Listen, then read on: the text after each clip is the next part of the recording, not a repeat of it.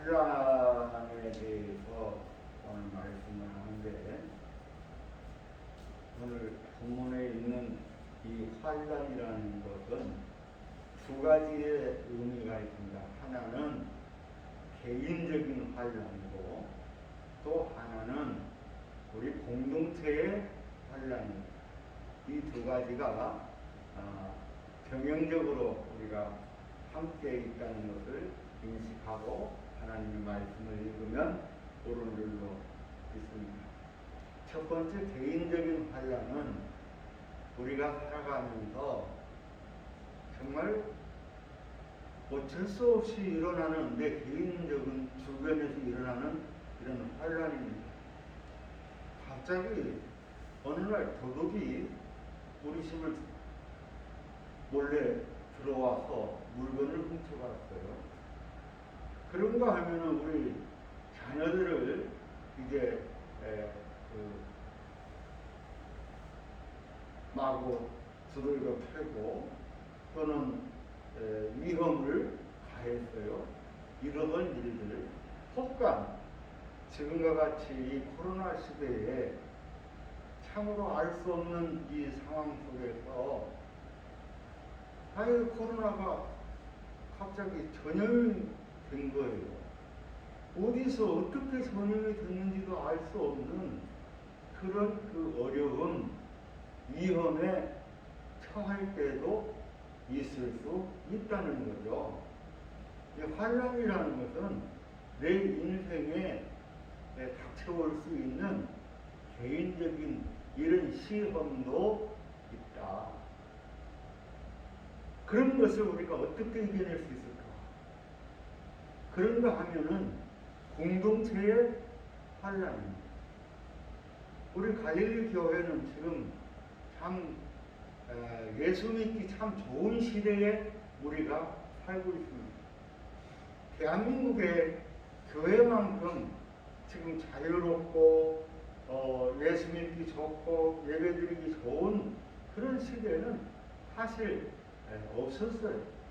지금은 참 누가 귀재하는 사람도 없고, 옛날처럼 부모가 교회를 못 가게 하는 것도 없고, 또는 누가 교회를 못 가게 하는 것. 여러분, 그런 제약이 혹시 있습니까? 그런 제약이 없잖아요. 그러나 교회의 환란이라는 것은 지금은 거의 사라져버린 시대입니다. 그런데 어떤 이들은 말합니다. 이 코로나 전국이 들어오니까 우리한테 신앙의 자유를 주라, 예배의 자유를 줘라, 이렇게 말합니다. 그런데 그것은 신앙의 자유를 얘기하는 것이 아니라, 예배의 자유를 얘기하는 것이 아니라, 지금 우리가 이처럼 이 코로나19 바이러스의 위험에 노출되어 있으니 우리가 서로 조심하자. 예배라는 거, 신앙을 우리가 어떻게 지켜나가느냐 하는 그 방식에 있어서 차이인데, 그것을 예배를 규제한다고 신앙의 자유를 막았다 하는 것은 참 과대망상적인 해석이고, 그래서 저는 유튜브에다가 그런 글을 썼습니다.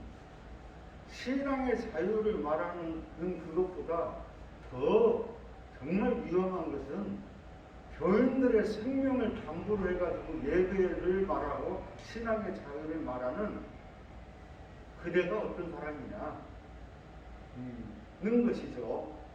그래서 이 환란이라는 것은 이 교회 공동체에도 올 수 있는 환란입니다.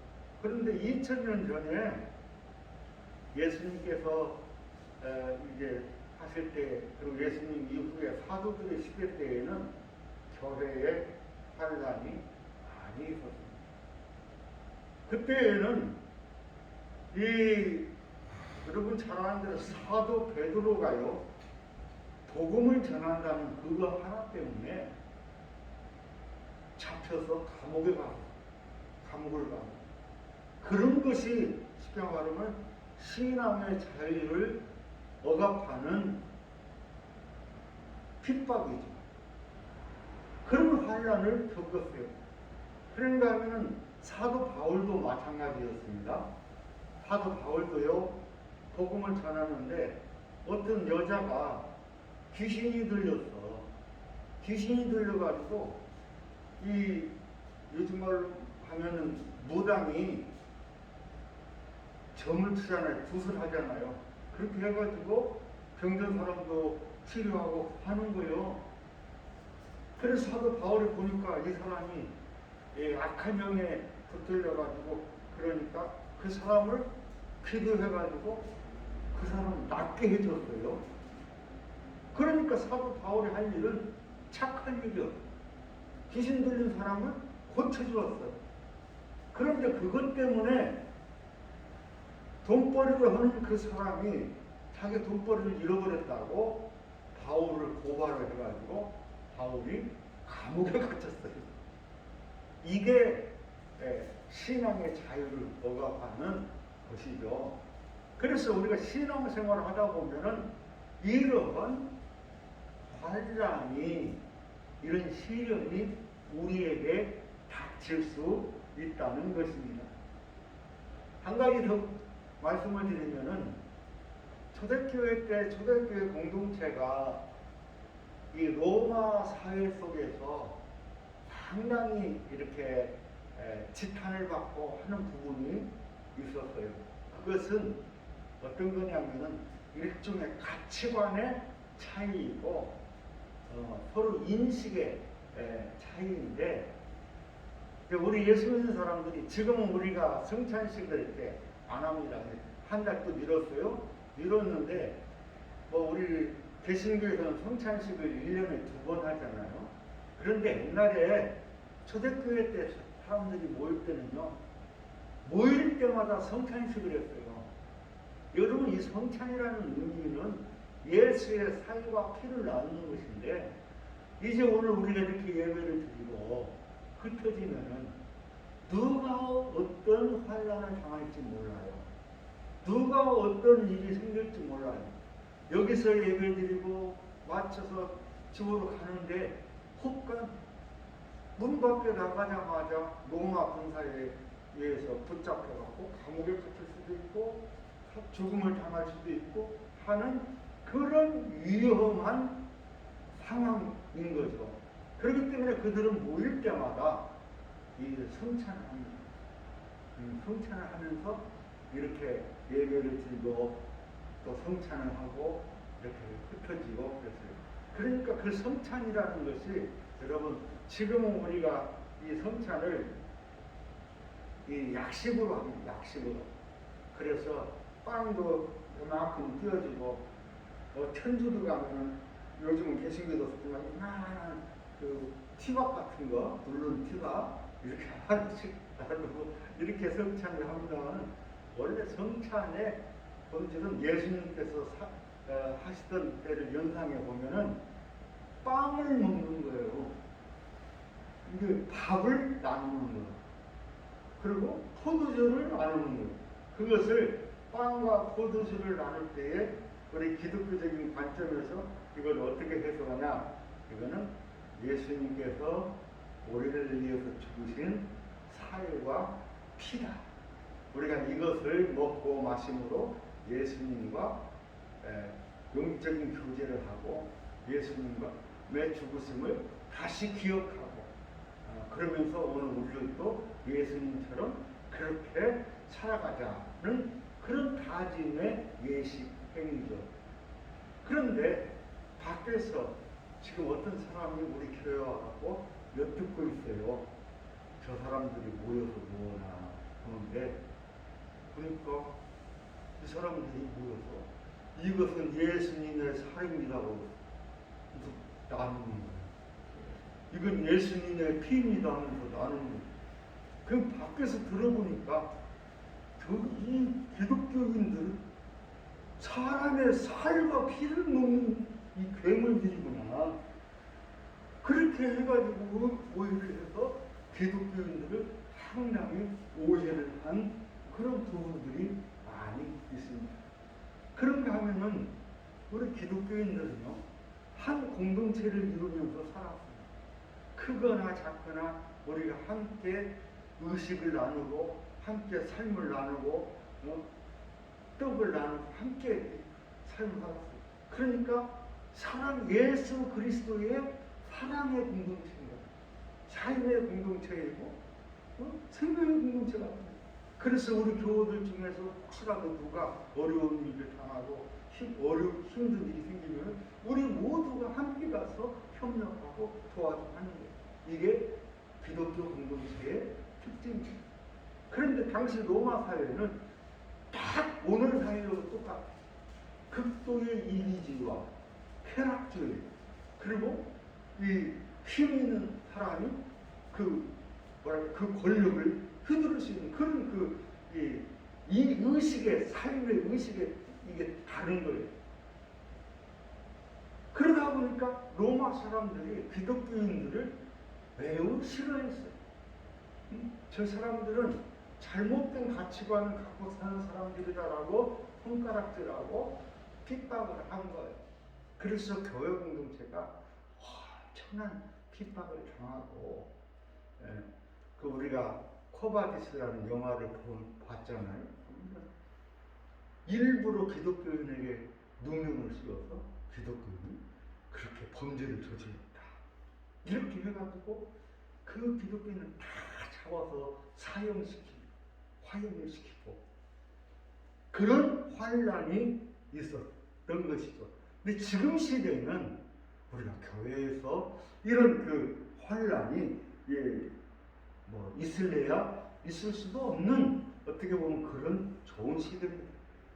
우리 교회 공동체나 개인적으로 이런 환란을 우리는 누구든지 당할 수 있는데, 이러한 때에 우리가 이 환란을 어떻게 해야 하나?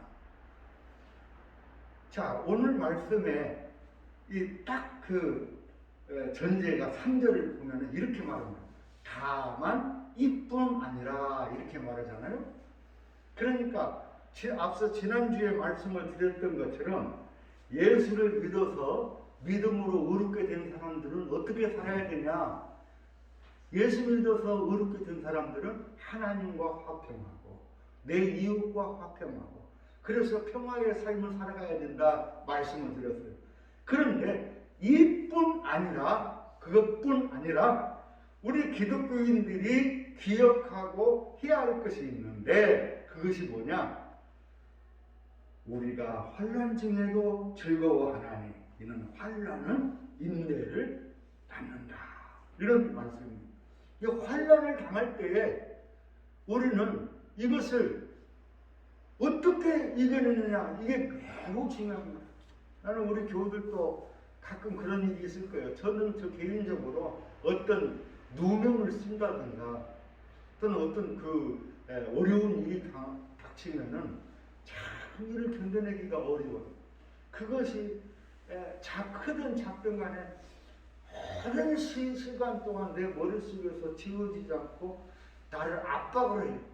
그래서 그것 때문에 고민하고 합니다. 그러다 보면은 사람이 어떻게 돼요? 그것으로 인해서 좌절하고 절망할 수 있게 된다는 거죠. 여러분, 우리가 이 좌절하고 절망하는 게 가장 무서운 일입니다. 여러분, 어떤 환난에도 우리가 좌절하지 말기를 바랍니다. 더욱이 절망하면 안 됩니다. 저는 여러분들이 잘 아시겠지만 노무현 대통령께서 퇴임하시고 봉화마을에 가서 참 동양아시처럼 참 정말 역대 대통령 중에 그렇게 훌륭하게 살았는데, 검찰에서 조사를 해가지고 노무현 저희가 시계를 하나 뇌물로 받았다.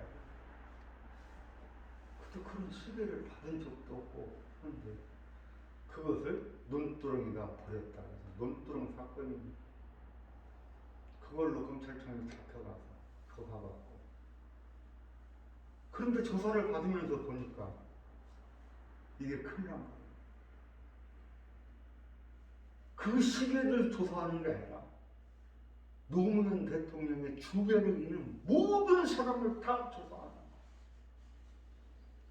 거예요. 모든 것을 다 조사하는 거예요. 노무현 대통령이 이건 내가 죽지 않고는 안 된다. 내가 죽지 않고는 안 된다. 그러니까 그런 그 자살을 하잖아요. 저는 여기에 한간에 전두환 씨가 하는 얘기처럼 극한 일로 왜 죽냐고 견뎌야지. 그런데 그 말은 맞는 우리가 어떤 혼란을 당하고 어떤 시련을 당해도 그것으로 인해서 좌절하고 절망하고 근데 자살을 한다면은 이거는 한없이 더 큰 이 구렁텅이에 빠져들고 마는 것입니다. 그런데 좀 어제 그제 지난주 이어서 계속해서 지금 이제 한명숙 전 총리에 대한 조사가 이제 새롭게 조명이 되고 있어요. 여러분들도 다 아시겠지만 제가 간단하게 설명하면은 그때 당시에 한명숙 총리는 서울시장 후보로 1등에서 1등. 그런데 이 이명박 정부에서 한명숙을 제거하기 위해서 작전이 들어갑니다. 어떤 작전이? 이제 검찰청에서 한명숙이한테 뇌물을 줬다는 사람을 만들어내는 거예요. 그래서 감옥에 그때 당시에 감옥에 있는 한만호라는 사람을 꼬드겨 가지고 가짜 증언을 하게 합니다. 돈을 줬다 하라. 응? 그래서 9억을 줬다고 그렇게 진술을 하도록 검찰청이 짰어요. 짰는데 이 한만호라는 사람이 도저히 자기가 하지 않은 짓을 이렇게 거짓으로 해가지고 그분한테 해를 끼칠 수 없다고 법원에서 양심 선언을 내버렸어요. 나는 안 줬다. 내가 거짓말을 했다. 그러니까 검찰들이 난리가 났어요. 증인을 세워가지고 올가미를 내으려고 했는데 이거 이제 이 한만호라는 사람 양심 선언을 해버리니까 어떻게 했냐? 한만호라는 사람이 감옥에 있는데 그 감옥에 같이 있는 사람들 3사람을 꼬드겼어요. 그래서 그 3사람을 꼬드겨가지고 한만호가 한명숙한테 돈을 줬다라는 그 얘기를 우리가 들었다라고 증언을 하게 한 거예요. 그래서 그 3사람이 검찰청을 70여 차례 가갖고 그 가짜 증언을 하기 위해서 연습을 하고 해가지고 증언하는데 그 중에 한 사람이 나는 도저히 못하겠다. 내가 안 들은 일을 있지 않은 일을 나는 많이 못한다 해가지고 한 사람이 그 증인 중에서 가장 유력한 한 사람이 포기를 했어요. 포기를 하니까 검찰이 이제 또 큰일 났어. 그래서 그 2사람을 가지고 거짓 증언을 하게 해서 한명숙 그 총리를 구속을 시켜가지고 감옥을 살아서 만기 출소했어요. 작년에 만기 출소했어요. 그런데 그 2사람의 증인 중에서 또 한 사람이 진정서를 썼어요. 내가 위증을 했다거나 진정서를 썼어요. 그러니까 여러분 한명숙이라는 이 한 사람을 잡기 위해서 그렇게 올가미를 만들어가지고 했어요. 했는데 한명숙 전 총리가 이런 그 환란, 여러분 지금 제 입에서는 한 사람을 얘기하지만 한 사람이 아니라 한명숙 그 주변에 있는 모든 사람을 다 뒷조사하는 거예요. 가족, 친척, 모든 연관자들 다 뒷조사. 그러니까 이러한 시련, 이런 혼란을 당할 때에 우리는 절망하고 좌절해서 아이고 내가 이거 국가 권력에 어떻게 저항합니까? 개인이 그 저항할 수 있는 힘이 없어요. 그런데 결국은 나는 한명숙 총리 사건도 공수처에서 조사가 되려 있습니다. 이런 환란을 당했을 때 여러분 절대 절망하지 말고 절대 좌절하지 말고 인내하라는 거예요. 인내. 그래서 환란은 인내를 낳는다. 이런 환란을 우리가 견뎌내야 된다는 거예요. 우리가 살아가면서 우리 주변에서 일어나는 어떠한 일들, 그런 일들 속에서 우리가 견뎌낼 수 있어야 돼요. 그 힘을 누가 주냐? 그 힘을 하나님이 주시는 줄로 믿습니다. 우리 예수 믿는 사람들은 그런 일을 당한다 해가지고 좌절하고 절망해서 자살하고 하는 그렇게 해서는 안 된다는 거예요. 왜? 하나님이 살아계십니다. 하나님이 나에게 반드시 이것을 이겨내는 힘을 주시리라고 믿기 때문에, 그래서 초대교회 교우들은요 그런 그 환난들 속에서 이것을 견뎌내고 이겨낸 거예요. 사도 바울도 감옥에서 수년을 살았지만은 그러나 이것을 견뎌냈을 때 하나님께서 큰 위로를 주는 거예요. 그래서 이렇게 말합니다. 히브리서 12장 2절에 보면 이렇게 말합니다. 믿음의 진료 또 온전하게 하시는 이인 예수를 바라보자. 그는 앞에 있는 기쁨을 위하여 십자가를 참으사 부끄러움을 개의치 아니하시더니. 다시 말하면 예수님을 우리가 바라보자. 왜? 예수님은 죄를 안 지었지만 그 하나님의 뜻을 이루기 위해서 십자가에 못 박혀 죽기까지 했다. 그래서 하나님이 그를 높여주셨다. 그런가 하면 이렇게도 말합니다. 너희에게 인내가 필요함은 너희가 하나님의 뜻을 행한 후에 약속을 받기 위함이라. 잠시 잠깐 후면 오시리니 지체하지 아니하시리라. 오직 나의 의인은 믿음으로 말미암아 살리라. 또한 뒤로 물러가면 내 마음이 저를 기뻐하지 아니하리라 하셨느니라. 그러니까 다시 말하면 우리가 이런 일을 당해서도 피하고 도망가는 것이 아니라 하나님이 이것을 심판하시고 끝내 하나님의 뜻을 이룬 후에는 하나님이 우리를 영화롭게 하게 될 것이라는 그렇게 말씀을 하고 있습니다. 그래서 사도 바울이 오늘 본문에서 말하는 거예요. 다만 이뿐 아니라 우리 예수 믿어서 의로워진 사람들은 다만 이뿐 아니라 환난을 당할 수 있는데, 어려운 일을 당할 수 있는데, 그때 이것을 환난 중에도 즐거워, 우리 거꾸로 즐거워한다.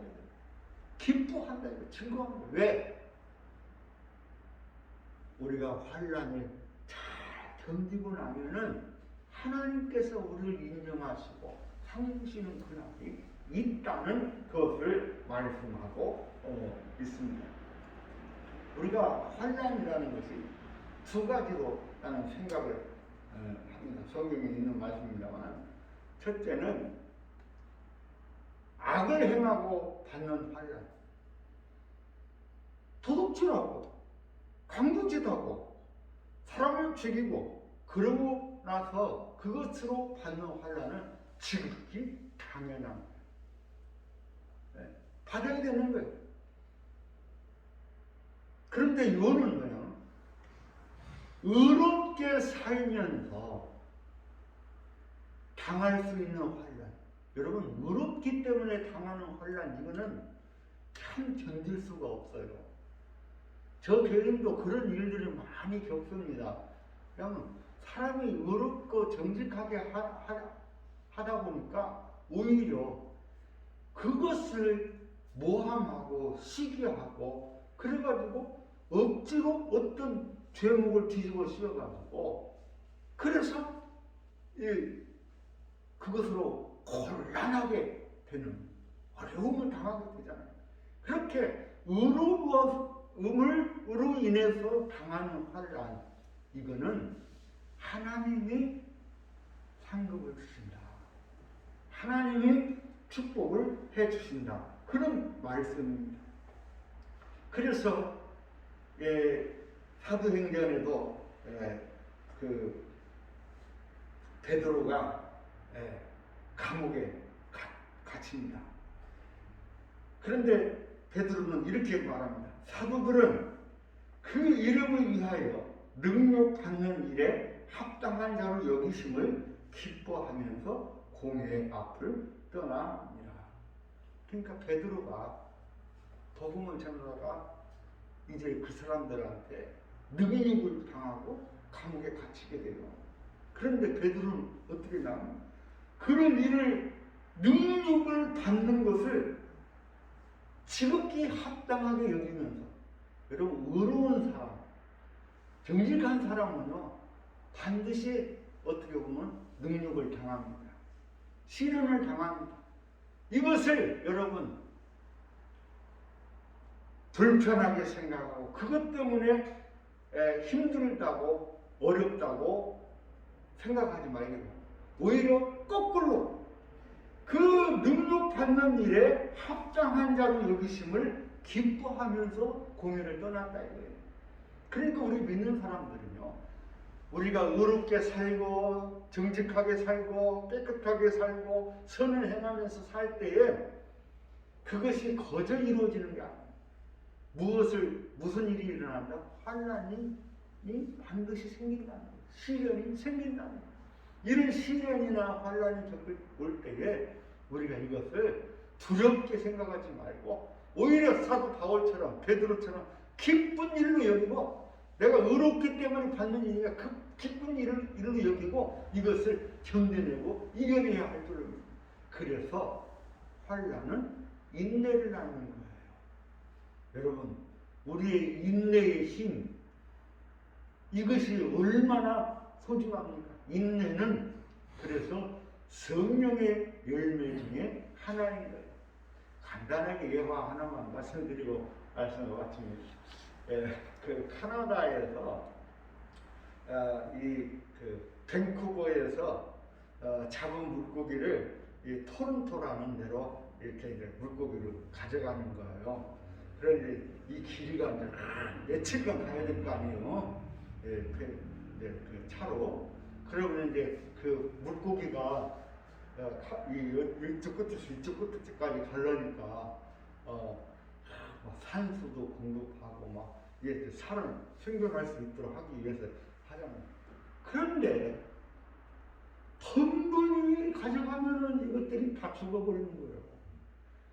살아있는 싱싱한 물고기를 가져가야 되는데 이거 다 죽어버리는 거예요. 그래서 한 분은 이렇게 이제 했다고 합니다. 거기다가 상어를 한 마리 넣는 그 수족관에다가 물고기 통통에다 상어를 한 마리 넣는 거예요. 그러고 갔는데 한 마리도 안 죽고 다 살았다는 거예요. 왜 살았냐? 상어가 스스로 그냥 달라들고 먹으려고 하니까 막 그거 피해 다닌다고 이게 산다. 이 환난이 없으면 사람이 안이해져. 이 환난이 없으면은 사람이 무기력해. 그래서 그것으로 죽는 거예요. 신앙을 잃어버리게 되는 거예요. 우리 믿는 사람도 이 환난이 있으니까 이것을 이겨내기 위해서, 견뎌내기 위해서 정신을 차리고 살다 보니 살아나게 되고 하나님의 나라에 들어갈 수 있게 되는 거예요. 그런데 이 환난이 없으면 우리의 신앙이 올바로 성장할 수 없다는 거예요. 우리 한국교회가 너무 태평하게 신앙생활을 하다 보니 이 환난을 겪어보지 않아서 사람들이 무기력해졌어요.